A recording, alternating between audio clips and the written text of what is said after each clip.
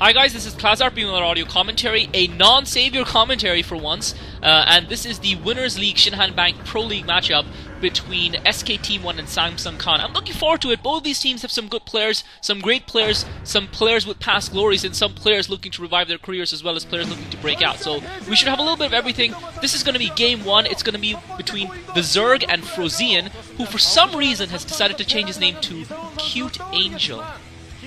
Yes, you're not mistaking that. It's not an echo, it's not some sort of an audio glitch. He's actually changed his name to Cute Angel, presumably to attract the affections or the greater affections of the Korean fangirls. Although I think a guy calling himself Cute Angel, I would have thought that would have the opposite effect, but maybe they do things differently in Korea than they do over here in Ireland. And he's up against a Zerg, a player who for a long time was in the shadow in SKT1. And unfortunately for SKT1, they don't really have any really prominent Zerg players, at least none that are performing at a very high level. Gorash hasn't been playing great for a long time. They had July for a while, but let him go. I think they must be really licking their wounds on that decision, considering just the kind of stellar form he's been in lately. But anyway, let's focus on the players at hand. We've got the Zerg versus Frozian. None of these players have really played at the very top level of StarCraft. None of these players have really been able to make inroads. So this is a chance for both of them to establish a name for themselves and try and carve out a reputation. And that's one of the great things about the Pro League, that it does give a chance to some of these lower players. And that's why I personally am not really a huge fan as yet of this new format, which I do feel favors the stronger players, because you could have one player winning the entire matchup for you, someone like a Bisu for potentially SKT1. So we've got the Zerg starting up, obviously Zerg in blue at the 1 o'clock position, and we've got Frozian at the bottom left-hand corner playing Terran in green. And this is Sin Chupung Reyong. It's a two-player map, slightly resembling Twin Peaks of Baekdu, but obviously slightly reorganized. The interesting thing on this map is the statistics. Terran versus Zerg, 12 versus 6. Ouch.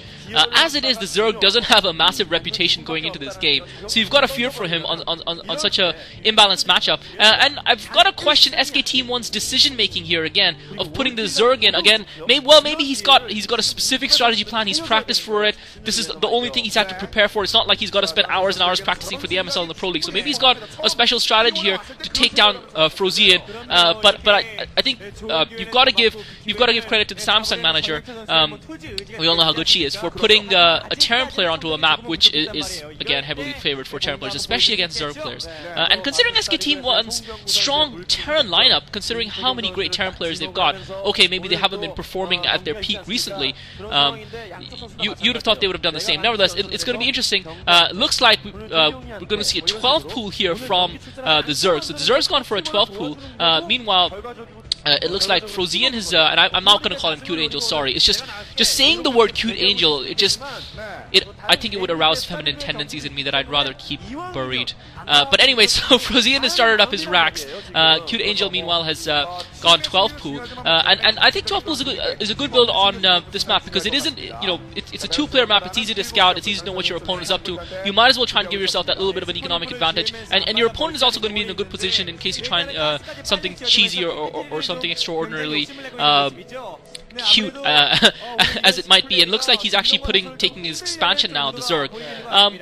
SKT1 are a team that, for a while there they were dominating. This was a while ago now, and looks like Frozian has just brought his SCV in, and he's going to start. For a second, it looked like the SCV's had paused outside the natural expo of the Zerg, and it looked like he was going to try and maybe put a bunker down or something. But he's actually gone ahead with the scout and gone in to the Zerg space. The Zerg obviously going for the 12 pool, not having the Zerglings out early enough to be able to down the scout. And that's perhaps one of the disadvantages of a 12 pool build. Frozian, meanwhile, hasn't taken his extractor. Interestingly enough, he's put his force racks down. He's not taken his extractor, and the Zerg. And the Samsung coach looking on there with great interest at what her player is doing. Obviously, she knows what strategy he's going to be going for. And it looks like Frozian has gone for the CC. So Frozian has got 1 racks into CC, seeing his opponent going 12 pool, realizing that his opponent is not going to put it. And definitely that seems to be a decision he would have probably, well, considering he didn't go for the extractor, maybe it's what he's got planned all along. But nevertheless, it is a little bit of a risky choice. Had his opponent gone for, well, maybe if his opponent had gone for the 9 pool or earlier, and he'd seen Lings heading down his way, he probably wouldn't have put that CC down. But as it stands,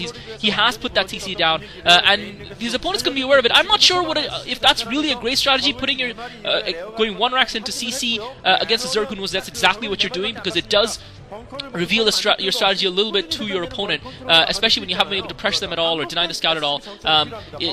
Especially, well, you could have perhaps used his Marines to keep that Overlord Bay and build the CC inside his base and then float it over. But it does look like he's going for a standard bio build here. Meanwhile, interestingly enough, we haven't seen a third hatchery go down for the Zerg. Instead, he's put his Hydralisk den down. So we might be seeing some lurkers coming down here. We might be seeing some 2 hatchery play from the Zerg, and this is going to be interesting to say the least. Again, Frozine obviously not having the scout now because his SCV has been pushed away, so he doesn't know exactly what his opponent is doing. He doesn't know if his opponent has put that third hatchery down or not. But Lair is up for the Zerg, so it definitely looks like he's going to be getting lurkers up early. I haven't seen him put a Spire down yet. And this is going to be an interesting match because we've got a Terran here who will find himself slightly exposed to those fast lurkers. And it looks like the Zerg strategy is actually going to work pretty well for him here. And I'm pretty sure it's not I'm wondering if it's an adaptation, since he saw that Command Center go down and decided that he's going to try and put the pressure on the Terran player. Academy just now going up for Frozine. He's got a second Rax up as well. And 2 Hydralisks working their way around the right side of the map to try and catch Frozine off guard with lurkers. And Frozine's again trying to sneak that SCV in around the back door, trying to get in from the rear and scout out that Zerg base and try and find out exactly what his opponent is up to. I'm sure he's going to be anticipating Mutalisks, and it'll be interesting to see whether he gets that, whether he's able to get an engineering bay down in time, because that's what you would really expect on a map like this. Looks like Frozine's actually building something in the bottom left-hand corner of the map as well. He's trying to hide his engineering. Well, he's just building an engineering bay. I thought maybe he was trying to hide something. So he is getting that engineering bay up. The question is, he's got scans up as well, so he should be in a decent position. The problem for Frozine obviously is that he doesn't have a lot of medic and Marines, and he actually looks like he's going to be pushing out on these medic and Marines. And that SCV has seen those Hydralisks, and this is going to be critical here because Frozine's got to pull back right now. He's got to anticipate that his opponent is going to have lurkers, and unfortunately, allowing that SCV to get through those Zergies, that was a little bit careless by the Zerg. He's allowed those SCVs to get that SCV to get through and scout his Hydralisk. Frozine, interestingly enough, is pushing out with those medic and Marines, and he's leaving himself highly vulnerable. I guess he doesn't think that he's just seen those Hydralisks, and he doesn't think that his opponent has actually committed himself. He's feeling a little bit overconfident. Actually, he has no idea.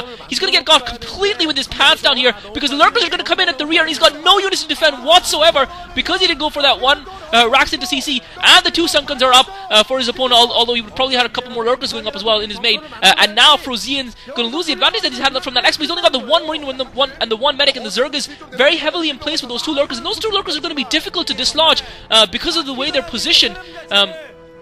Because the Marines are going to find it difficult to get a good spread on the lurkers. He is focusing on the Comsat station, although Frozine obviously does have the one more Comsat in his main, and looks like the Zerg is going to take advantage of this to put a third hatchery down, and the Zerg just pulling his lurkers back, realizing that the medic and Marines are going to be coming in, and Frozine's going to lose a lot of units here, I fear. He's got a couple of Zergies as well to tank for those lurkers, and he's also pushed in a couple more lurkers in an advanced position. He's going to try and take that